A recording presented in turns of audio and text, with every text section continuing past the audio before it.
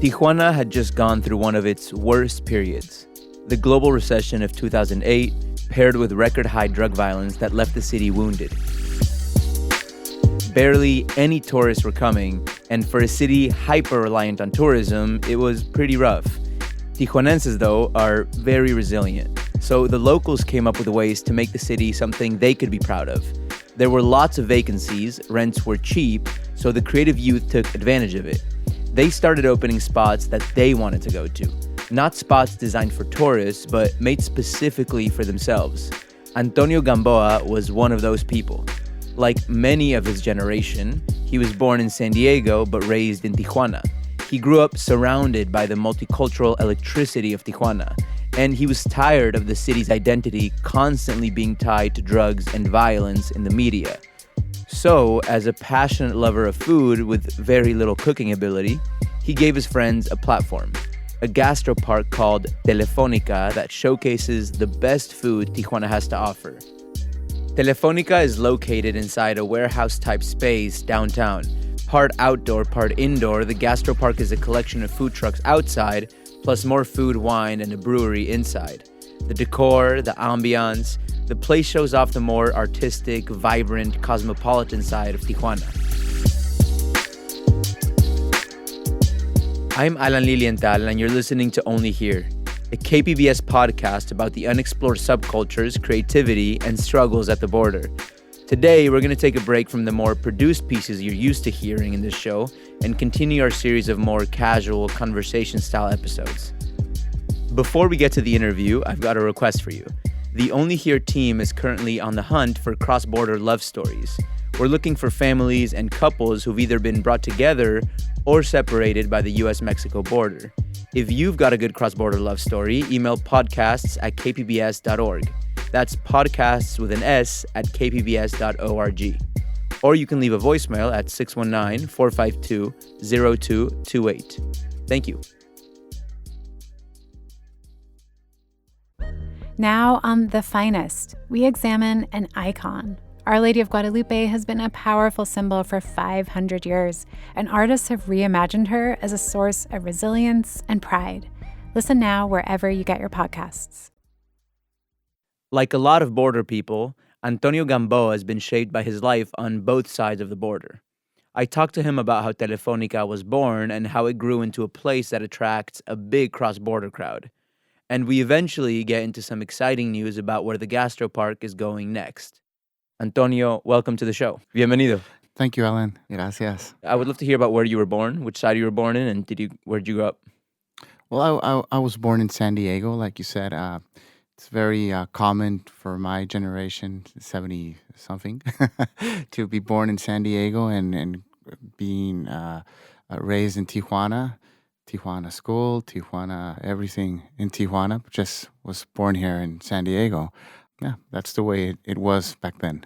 Did you cross the border a lot growing up? Yeah, I crossed the border a lot. I went to Little League over here. I grabbed the trolley. We went to the movies over here. I think it was very convenient. My parents and I think the parents from my cousins and my good friends, we would just go and like whatever. For us, crossing the border was very natural. Went to the beach. You didn't notice the border.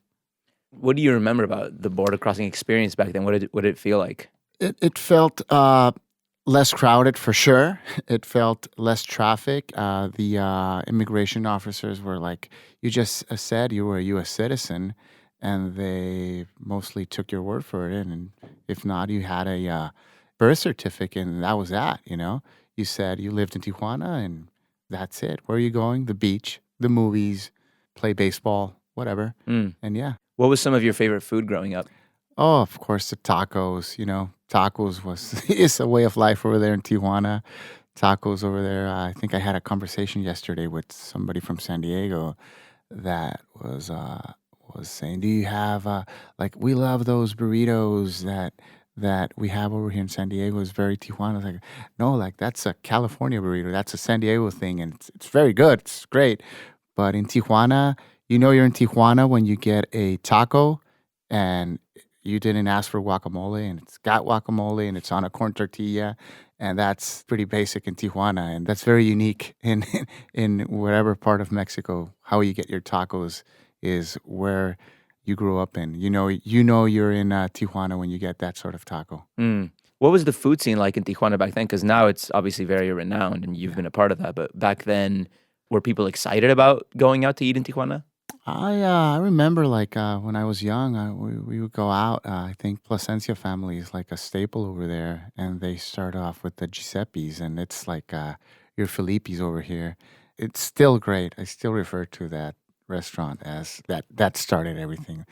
Great food, great experience, and very family friendly. And you always had your tacos. You always had your tacos, and for me, that was growing up in Tijuana. Yeah. After graduating high school in Tijuana, Antonio had no idea what he wanted to do. His family's business wasn't doing well, so he knew he had to figure something out. He loves eating food, but it took him a while to turn that culinary passion into a plan. So, how did you end up focusing on food? My dad had a bakery back in the day, and I really respected, how that worked. And I think I always enjoyed or respected like how these culinary creations come forward. And I think I've always been very interested in eating these different flavors and having these different foods. My mom and my grandmom were great cooks. Maybe my mom is still a great cook, Hmm. but I grew up very fortunate that we had great Mexican lunches. So I have the opportunities to go to these great restaurants and eat with these great chefs and everything. And I compare that with the food I grew up with, and they're like, well, that's okay. It's not. Sé cuando la comida tiene una cierta técnica Mm. o un cierto sabor que es algo especial, ¿no? Do you think that kind of high standard that maybe your life has given you is responsible for the way how much people love Telefonica? I've always wanted to keep those high standards, even though we're a very casual, very friendly, very family oriented business. We have these great chefs that are pumping out great, creative, new Tijuana, new school Mexican cuisine. It's super delicious, super high quality, and affordable. It's for everybody. There's nobody that cannot afford Telefonica. That is why Telefonica works, because every chef over there also wants you to have that great experience, and even though it's coming from a food truck. Mm. Yeah, it seems like food truck parks are more and more popular in Tijuana and in really kind of everywhere. But it was probably very innovative back then when you started it. How did that begin, the food truck concept? Why specifically doing that? Well, a vacant lot that was owned by my family, where we started actually. So a young man came in with a food truck, and he said he wanted to park there. So my mom called me up and said, there's a young man who's very respectful young man that wants to park here, but I don't know what to say to him because it's not that easy. So I said, okay, Mom, I'll come talk to him. So I talked to him and I said, what, it's very difficult to let you in here, and no permit, there's no lights, there's no nothing. So I said, but you know what, give me your CV and let me see who you are, and let's see if we can do something for you. I truly wanted to help him out. He seemed very nice, really. Antonio asked around and found out that the young chef had been trained at the Culinary Institute of Tijuana. Antonio knows the founder of the school, so he called him up, and the guy had nothing but praise for the kid's talent. So Antonio decided to let the chef park his food truck in his family's lot and do his food truck thing. I came to the arrangement with him to just let my mom eat for free when she was there, and to clean up the space. And if somebody came from the city or something, that he just parked there at his will. We didn't know anything. So they were off to the races. The young chef started serving hamburgers and tacos, but not regular average hamburgers and tacos. Tijuana is a multicultural haven, so he started mixing in untraditional flavors using local and fresh ingredients. There was nothing like it in Tijuana, and people took note. 5 fans turned into 10. then 20, and eventually there was a little crowd there every time Antonio would drive by the lot. It wasn't long before another chef took notice and asked if he could park his food truck there too. And I'm like, let me think about it. So then we started to see if it was going to work. So I said, same deal, don't worry about it. Let's see if we can get it going, right? For the second food For truck. the second food truck. So then a synergy kind of came over, like very good food from these little two carts. And then I started with a friend talking about, what if I officially lease the property from my family and get these guys to pay for the lease, and it's a win-win for everybody, right? The lot had been sitting there empty for almost a decade. So he pitched the idea to the family and they said yes. After getting the green light, Antonio's architect friend offered to do some measurements and figure out how many trucks they could fit on the lot. So a couple of days went and he said, you can put like 19 food trucks here. And I'm like, really? Like, yes. Oh, cool. So that'd be pretty good. And then we started thinking that maybe quality was the way to go, not quantity. And if we had these local young chefs, if there were enough proposals, we can do something with them and showcase them here and just have like 10. That was the magic number. And make a very, very affordable lease. I went from how much would you spend if you have a food truck and you have to go park it wherever you need to go park it and then come back again? How much gas would you need to do that? So that was my premises on that's what you're going to pay rent.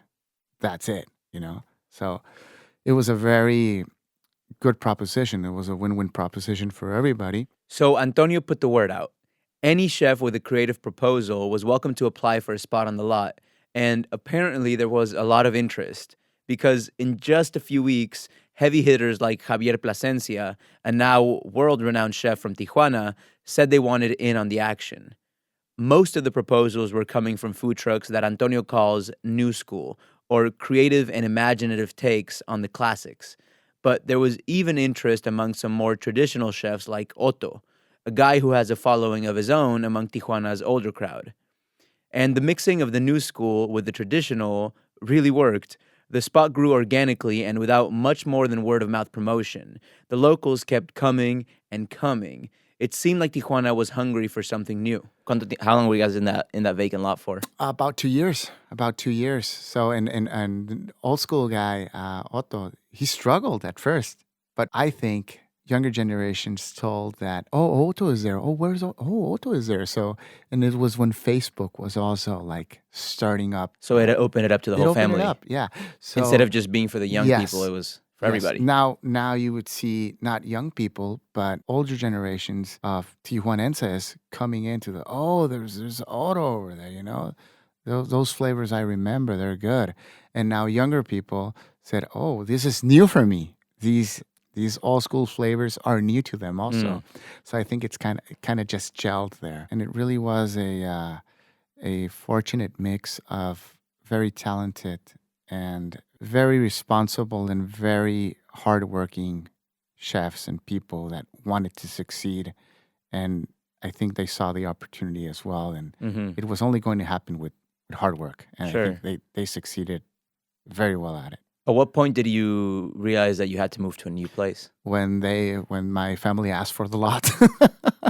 We got to move. Fortunately, we saw a place that was a block away from there, and it was a great opportunity with great people who owned that property, and they said yes. So they moved, and again, new opportunities presented themselves. The new place was much bigger, and with the craft beer craze in Baja on the upswing, Antonio and his partners decided to add a brewery. On the food side of things, the vendors just kept pushing the envelope. An octopus taco and a tuna sashimi and a bacon hot dog was unheard of also. So I think everything clicked at the right time. People were open to new things. So craft beer is still part of our, I think, new generation of cuisine over here in Tijuana or in Mexico. In those early years, were you getting a lot of cross-border folks coming to Telefónica, or was it mostly locals? I think a lot of locals, but I see San Diegans as locals as well. So I think because a lot of people from Tijuana work in San Diego and they have a lot of friends from San Diego. So when they came to visit Tijuana for whatever visit, say, well, where do you eat? So they ate there. they they ate at Telefonica. So it began to build up very organically. So people from San Diego were starting to come, and then just word of mouth that you didn't have to go to this sit down fancy restaurant or pay restaurant prices to get this quality of food and proposals from very talented people. You know, it's very casual setting, and I think San Diego is a very casual city, but in a very sophisticated way. And I think that's what we ended up there in Telefonica doing. So you weren't necessarily targeting the because right now Telefonica is huge for people who cross the border. It's like a lot for a lot of people. It's the place they go to. They have to go to.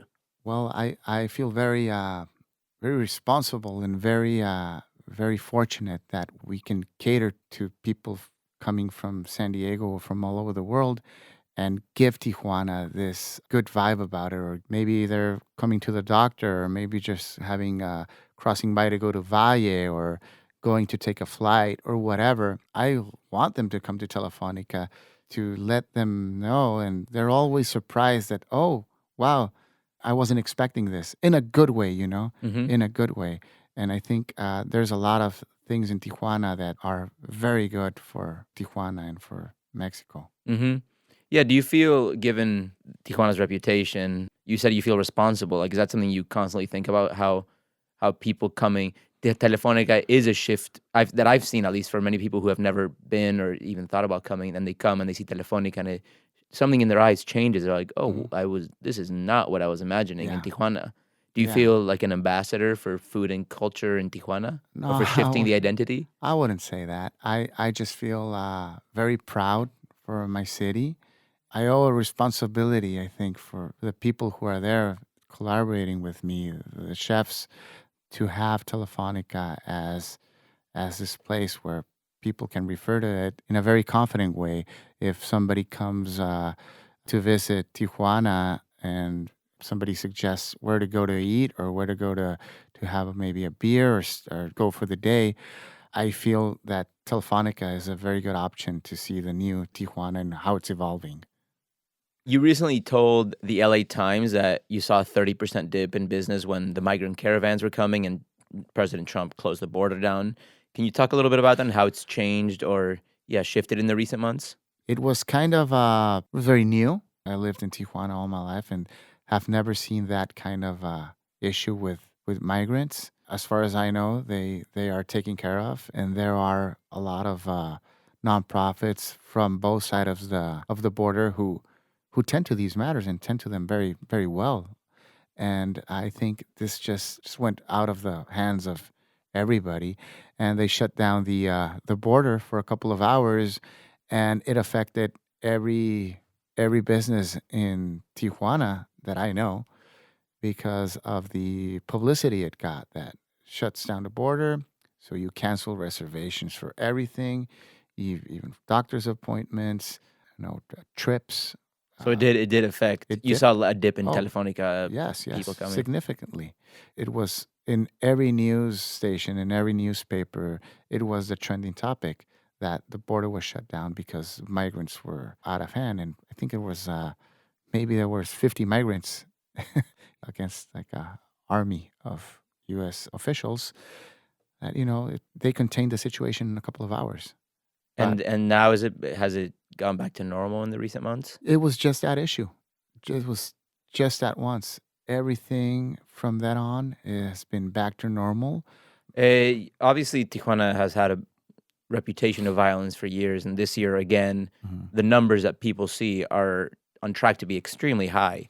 How does that affect reality on the ground and your business?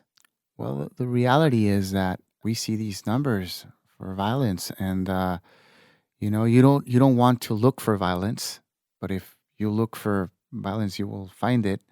I think Tijuana is a very safe place, Very, very safe place. The new administration, new city officials, and everything, are, from what I have experienced, are doing a good job, and they're trying to assess the issues. But I think those cases are very isolated. You won't see any violence or any, you won't see that stuff in the day to day Tijuana. Do you get people bringing that up to you as reasons they don't want to come down there? No. I think the people who are down there are aware that this is just a stat that is real, but you don't see it. I mean, I don't know what is the stats for that in like a major city in the U.S., but I would think that it's not in the hubs that where you are. Tijuana has its downtown and it has its suburbs and it has its financial zone. You don't see anything there, the border. You don't see any violence there. There is order in Tijuana. Mm-hmm. So Telefonica always seems to be getting more popular, and every time I go, there's more people. Or if there's not, you're always changing things or improving things. Every time I think like, oh, this is a model it's great, it works. You're adding something, whether it's the bar or the art gallery upstairs. Like, where does this hunger to keep creating come from? What inspires that? I think that's the key. You have to keep changing. If you're successful, you're changing. You're constantly changing. I love to change. That's one of my models. Change is good. There's no bad change. Think about it. I agree. And I think that's actually part of Tijuana's power. Like, Yes. its ability, because it has no ties to tradition. It's made up of people from all over Mexico and all over the world. It's like it's like a city of Legos. It's always constantly changing, and I think you've tapped into that energy source of Tijuana that's consistently electric and changing and shifting and seeing what else can be done. Yeah, I think that's the resourcefulness of Tijuanenses. Like, we're changing, we're doing Adapting. things, we're adapting things, we're doing something better always. Full disclosure to whoever's listening, my brother and some friends, Luisa and David, are running the new gallery that is opening this weekend, actually, Yes. upstairs. What made you want to support local artists? Is supporting local Tijuana art important to you? Yes, I think we need more spaces for culture and art in Tijuana. We have this great cultural center, but I think we need more spaces that showcase these talented people that are here in our cities, or border cities. And when your brother and some friends came over, I said, great, like, yes, like, we need this, we need people from Tijuana to immerse themselves in more culture. And if it's art right now, great. Mm-hmm. Yeah, and I think it's great because maybe a lot of people, both locals and foreigners, that wouldn't necessarily go seek an art gallery on a Saturday. Like, they wouldn't do that, but they are going to go eat. So if you're bringing the art to where they already love to be, you're just increasing exposure for the amazing things that are happening in Tijuana that maybe get overlooked. Oh, yes, for sure. Maybe people who do appreciate maybe the food that is being served up in Telefonica and the drinks and the beer that is made in Baja, appreciate this kind of art and culture that we need to showcase. With its mix of food, booze, and art, Telefónica has been so successful in Tijuana that Antonio has some amazing news for us here in San Diego. He says he's ready to bring the Gastro Park north of the border. He's in the middle of contract negotiations with a location and not quite ready to name names yet, but a San Diego location is in the works. What's going to be different about the one in San Diego from the one in Tijuana? Are you bringing people from Tijuana up? Yeah, we're bringing people from Tijuana up. Some familiar chefs from Tijuana are signed up for Telefónica Norte, we're calling it. We want to make it a very community-oriented space also, and just have this authentic, I want to say, Tijuanense or Baja style of doing things and cooking things in San Diego now. That's exciting, man. Yeah. I hope the people of San Diego get blessed this year by that. Hopefully we get blessed by that also. Yeah. Everyone wins. Yes. Well, thank you so much for talking to us and coming up from Tijuana. It's always a pleasure.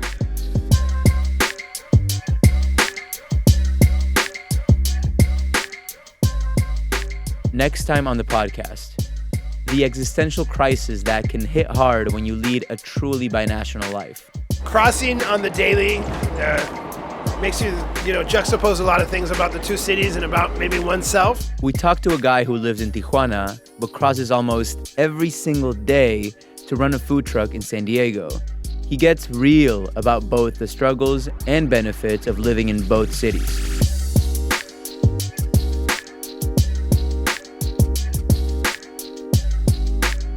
Only Here is a KPBS podcast hosted by me, Alan Lilienthal. It was written and produced by Kinsey Moreland. Emily Jankowski is the director of sound design. Lisa Morissette is operations manager, and John Decker is the director of programming. If you're into it, you can always call 619-452-0228 and leave us a voicemail to let us know what you thought of this episode or just to say what's up. Thank you.